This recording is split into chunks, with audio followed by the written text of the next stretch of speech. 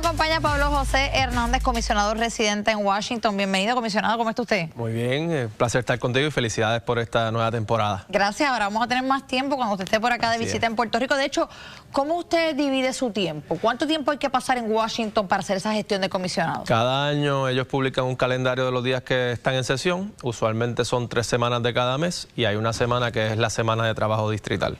Este año, pues, por el nacimiento de mi hijo me tomé 3 semanas de paternidad, pero ya esta semana es una semana de trabajo distrital y la semana que viene regreso a Washington. Antes de que pasemos a quedar padre, precisamente el trabajo de un comisionado, las personas lo ven desde tan lejos y a veces no sabemos si la labor que usted hace realmente es más en Washington con congresistas, educativa, estructura, reuniones, alianzas, o es más a nivel local, con la estructura del partido, con otro tipo de proyecto legislativo. ¿Cómo usted lo ve? ¿Hay que pasar más tiempo en Washington para ser un buen comisionado? El trabajo del comisionado es principalmente en Washington a través de legislación, cabildeo, promoción de causas, pero hay un componente importante en el distrito, que en nuestro caso es Puerto Rico, en la provisión de servicios. Nosotros tenemos una oficina distrital en Cagua que ayuda a las personas con los procesos que tengan ante el gobierno federal. Por ejemplo, recientemente le conseguimos más de $1 millón a una compañía por algo que tenía pendiente con el IRS. Le resolvimos un caso de seguro social a una persona mayor de más de $60,000. Y orientar a las personas sobre la disponibilidad de esos servicios también es algo importante. Y de hecho, esta semana pienso hacer un anuncio sobre cómo vamos a ayudar a las personas, a las compañías y a los gobiernos locales a acceder a más fondos federales. Comisionado, uno de sus principales caballos de pelea, la transición al SNAP, ese caballito se lo acaban de eutanizar, por decirlo así, por lo menos lo frenaron, esa transición, los republicanos. ¿Cómo usted se siente con esto?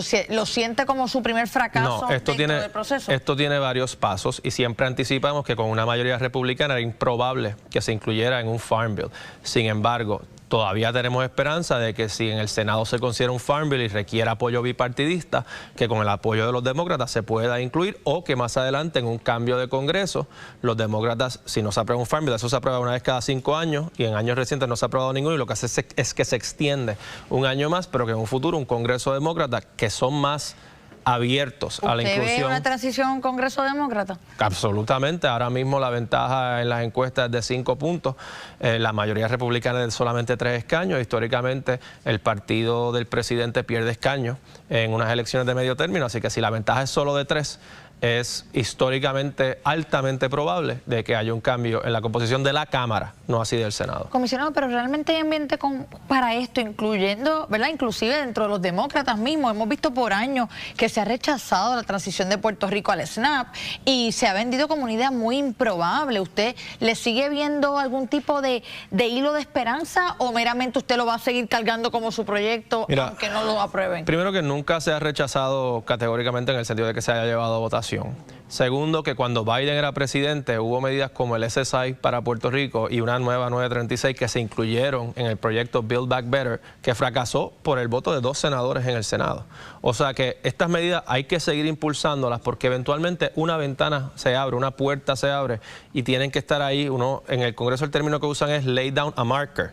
O sea, todos los días en el Congreso presentan cientos y cientos y cientos de proyectos que no tienen viabilidad en ese momento, pero se hace con la intención de que más adelante se incluyan dentro de un proyecto más grande. Mira lo que logramos el año pasado con lo del arbitrio del ron. Históricamente aquí, cuando uno exportaba ron a los estados, te cobraban, voy a redondear, todos los años había que mendigar $13 y te devolvían 10. Y nosotros insistimos por año en que si cobraban 13 nos devolvieran 13, y el año pasado, como parte de un proyecto bien grande, se incluyó esa medida que llevábamos años impulsando, y así es que funciona esto. O sea, y nosotros vamos a estar siempre ahí. El SNAP, aunque piense que en estos momentos, porque imagínese si no es viable, que hubo que crear un proyecto para que fuera una transición a casi 15 años, porque sabemos que no tenemos hoy las estructuras para ser parte de ese proyecto. Y esa transición yo creo que podría ser menos, pero se hizo eso para poder acomodar el respaldo de líderes republicanos. Pero sí, vamos a seguir insistiendo. O sea, yo creo que es positivo para Puerto Rico que haya más dinero para combatir el hambre. Y mientras yo vea eso como algo positivo, yo seguiré luchando por eso. ¿¿Cómo usted se siente con respecto particularmente del apoyo demócrata a sus gestiones?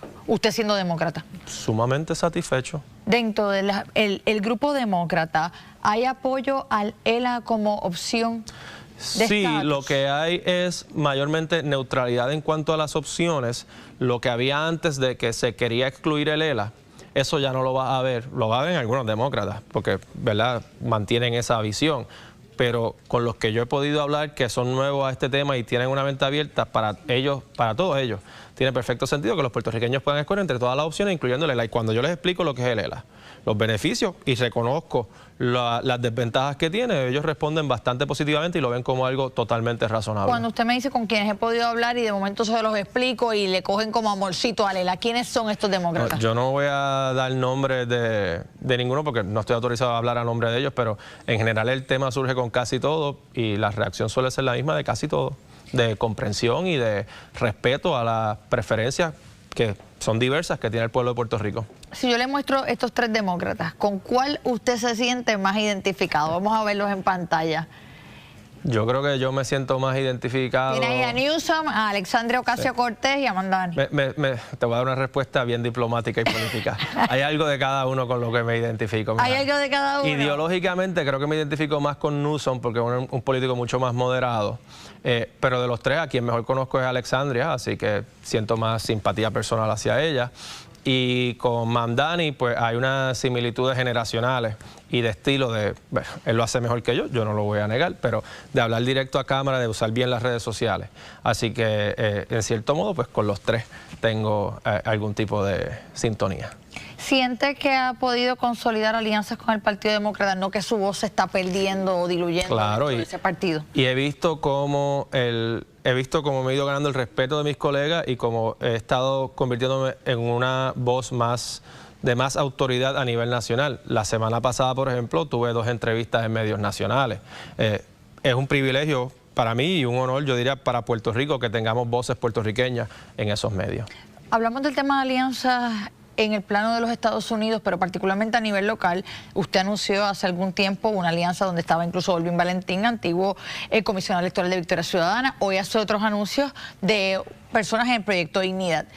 ¿Usted va a continuar con una estrategia para que los grupos de oposición al Partido No Progresista se sientan identificados en su candidatura o en el Partido Popular? Nosotros estamos refundando el Partido Popular y esto es un proyecto político que trasciende mi figura. Y dentro de ese proceso de refundación nosotros estamos atrayendo personas que tengan una filosofía política de centro, bastante moderada. Eso incluye gente como Olvin, que en Victoria eran de las voces más moderadas, o líderes de Dignidad que se unieron hoy, que también dentro de Dignidad eran de las voces más moderadas. Y seguiremos haciendo eso y creemos que parte del éxito que estamos teniendo es que ya estamos demostrando o convenciendo a la gente de que en el 2028 la única alternativa que va a poder derrotar al PNP es el Partido Popular Democrático. ¿Y la idea dentro de esta refundación es aglomerar voces que crean en las mismas causas o es sumar por sumar todos contra el PNP? Hay una filosofía autonomista y centrista. El centro, pues, tiene gente que va a ser un poco más de centro-derecha y va a tener gente que es un poco más de centro-izquierda. Pero lo que rechazamos son los extremos y la polarización. Y nos vamos a enfocar en temas que le importan más a la gente, no en guerras culturales simbólicas. Por ejemplo, o sea, ¿un Juan Dalmau tiene cabida en la refundación del Partido Popular? Bueno, obviamente, pues pregúntale a él, pero él te va a decir que no. Y está muy bien, oye, parte de la... ¿Usted lo ve en los extremos de la campana? ¿Él es extremista? Él es mucho... En el espectro político puertorriqueño, él es de izquierda. Un Javier Jiménez, José Salvázquez, una Yonan Rodríguez Bebe. Ellos son de derecha y yo soy de centro. Y en algunos temas yo soy más centro-izquierda y en algunos temas soy más centro-derecha. Por ejemplo, los temas sociales yo soy más centro-izquierda y los temas económicos parece que soy más centro-derecha. Así que nosotros vamos a definir exactamente qué es lo que queremos y los que crean en eso se pueden unir a nosotros. Matemáticamente, con el centro-izquierda, centro-derecha, centro-centro, ¿es suficiente para ganar al PNP? Si sumamos, si miramos los números de la composición electoral en Puerto Rico. Yo soy la misma persona, políticamente hablando, que yo era hace 1 año y 2 meses cuando competí en las elecciones y le gané al PNP. Vamos a ver esta foto. Quiero que me pongan aquí una foto del comisionado cuando juramentó al Partido Popular. Cuando usted juramentó en ese momento, entre ese día y hoy, ¿qué usted piensa que como resultado de su gestión ha mejorado la calidad de vida de los puertorriqueños? Bueno, eso fue cuando juré de presidente, pero te voy a hablar como comisionado, que es donde hago el trabajo que beneficia principalmente a los puertorriqueños y no al partido.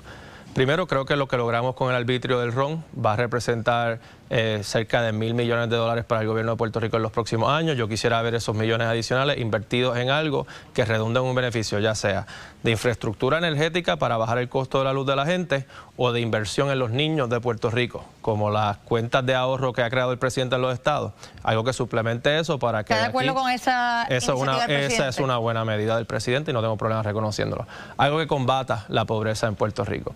Segundo, ya nosotros hemos acumulado una serie de proyectos que impulsamos directamente, no cosas que se habían negociado antes, que van a beneficiar la investigación de inteligencia artificial en el recinto universitario de Mayagüez, que van a ir a crear viviendas en Barceloneta, en Manatí, que van a un centro de salud en Atillo, que van a rehabilitar la YMCA en Ponce. O sea que hemos hecho ya muchas cosas y como comisionado residente fui el primero que le aprobaron un proyecto de ley en su primer año desde el 2005 y el primero posiblemente en la historia que se lo aprueban siendo parte de la minoría. Último y no menos importante, el presidente del Senado aquí mismo sentado en el primer segmento dijo que usted no es oposición. ¿Qué tiene que decir sobre eso? Él dijo que yo no asumo posturas. Yo creo que el problema es que le molestan las posturas que yo sí asumo. Posturas como estar en contra del nepotismo en la Asamblea Legislativa, cosa que él defendió y que bajó un proyecto de Rodríguez Bebe para limitarlo y lo derrotó. Yo creo que a él le molesta que yo asumí una postura de la reforma contributiva que era responsable, que decía que estoy a favor de bajarle las contribuciones a la gente siempre y cuando no descuadre el presupuesto, y vino la Junta a decirle que descuadraba el presupuesto. Así que aquí el problema no son las faltas de posiciones, son que las posiciones que uno asume y defiende a él les duele. Comisionado, se me acabó el tiempo, pero ¿cómo le va como papá? Muy bien, muy contento, durmiendo poco pero con mucho amor. Vale la pena. Bueno, gracias por estar aquí con nosotros. Sí. Aún tenemos más acá.